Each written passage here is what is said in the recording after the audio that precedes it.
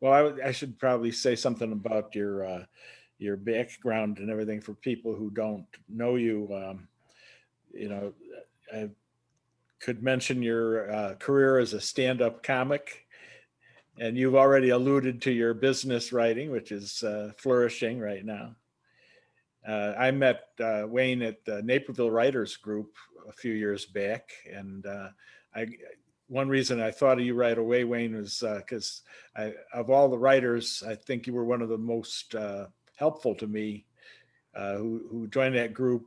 You know, a longtime writer, but with no published work to speak Right. of. You know, and I think you gave me a lot of inspiration and good critiquing, of course, along the way. You were one of the people who read chapters of The Ghost of Jamie McVeigh before it was published. So thank you very much. Well, and I appreciate that. I mean, that's, you know, writers groups are funny. They, first of all, anybody who says that writing is a lonely business isn't with the right critique group.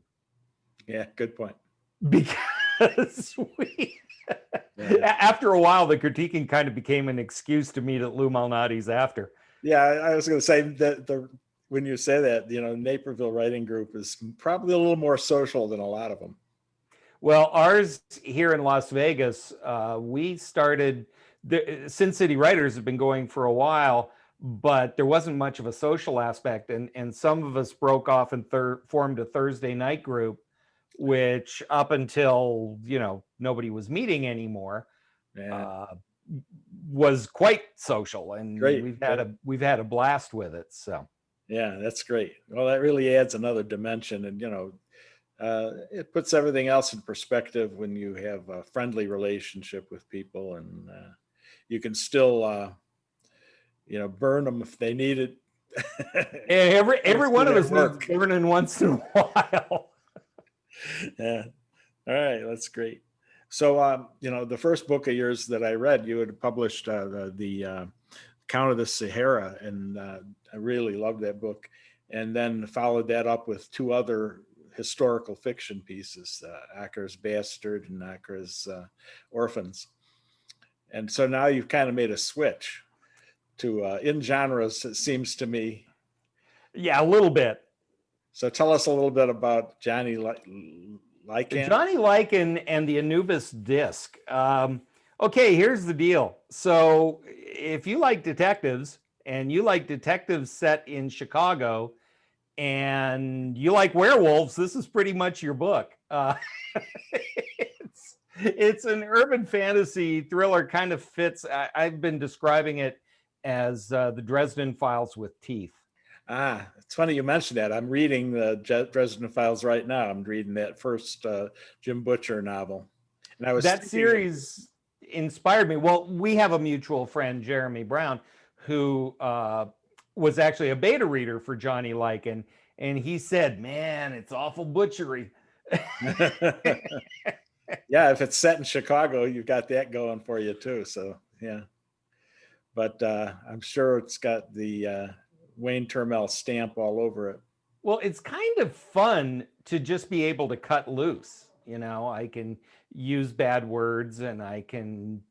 There's actually, it's so funny. For the first time, I had somebody not want to review my book because the sex scene was too graphic. What? Oh, well. So werewolves and sex, I'm just saying. If that doesn't get the pre-orders flowing in, brother, I don't know what does. Go. That's great. That's great. Well, when you subtitle it or add the Anubis disc, it makes me think that there is some little bit of historical fiction dragged into this. Well, it's funny. I think you actually may have read a short story, one of the last short stories I wrote just before I left Chicago, was published in Storgy magazine, and it was called The Forger of Cairo. And what happened was the kind of demonic object from that story shows up in Johnny's world. Aha. Okay. Love the crossover. You know what it was? It's so funny because I didn't realize I was doing it until I was looking for a MacGuffin for this story, and that's a good writer word, right? The MacGuffin is Yes. the thing that The thing incites that they're all after. the thing that they're all after. So I thought, what am I going to use? What am I going to use? And then I remembered this short story that I'd written. I went, okay, that's fine. And then I started thinking about the second story in the series. And I knew that one kind of wanted to be set in Las Vegas. Well, not too long ago, I had published a story about a psychic pawnbroker in Las Vegas. And so Lem actually shows up in the second one. So from a marketing I like to think I'm creating the Johnny verse. Yes. You're using all your resources, all your creative. Well, a good stuff. hunter uses every piece of the buffalo, right?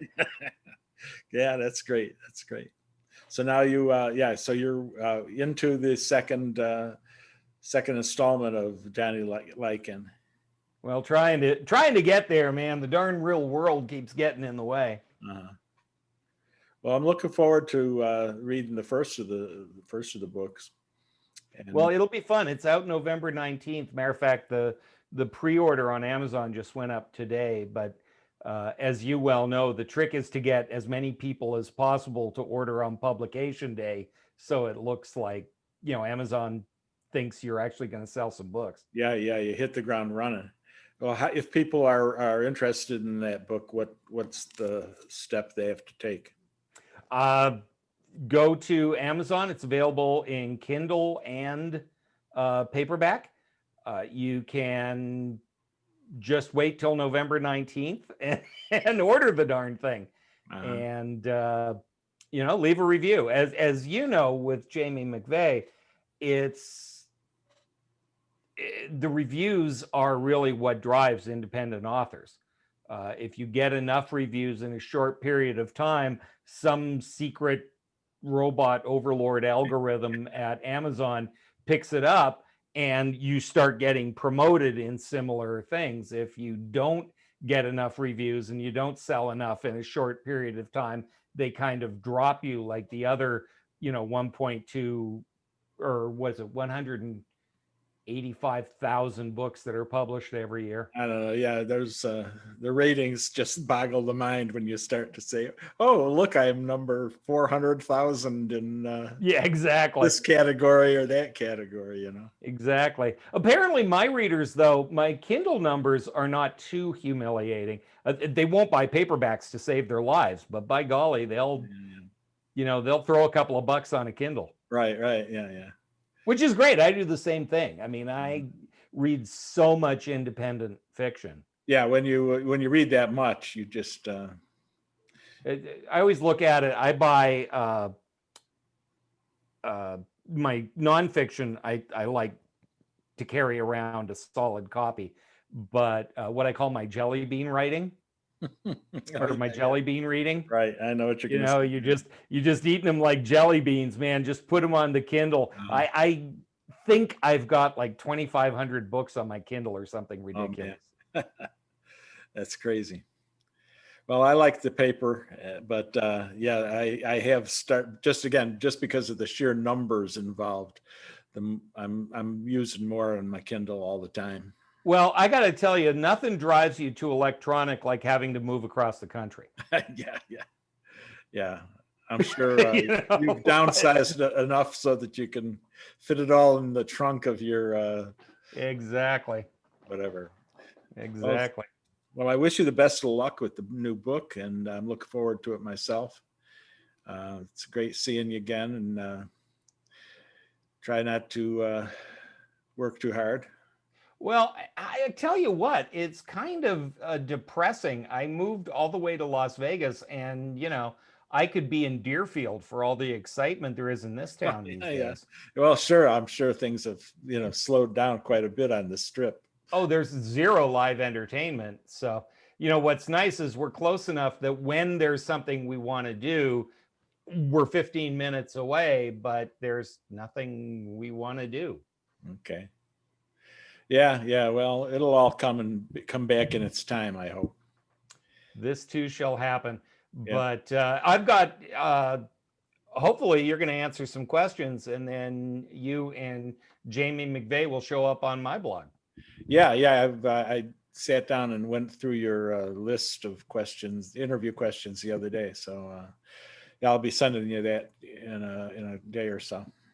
Great. So Whenever you'll you be can looking fit it for in. that on WayneTurmel.com. Yeah. All right. And anything else you want to say to readers or potential readers?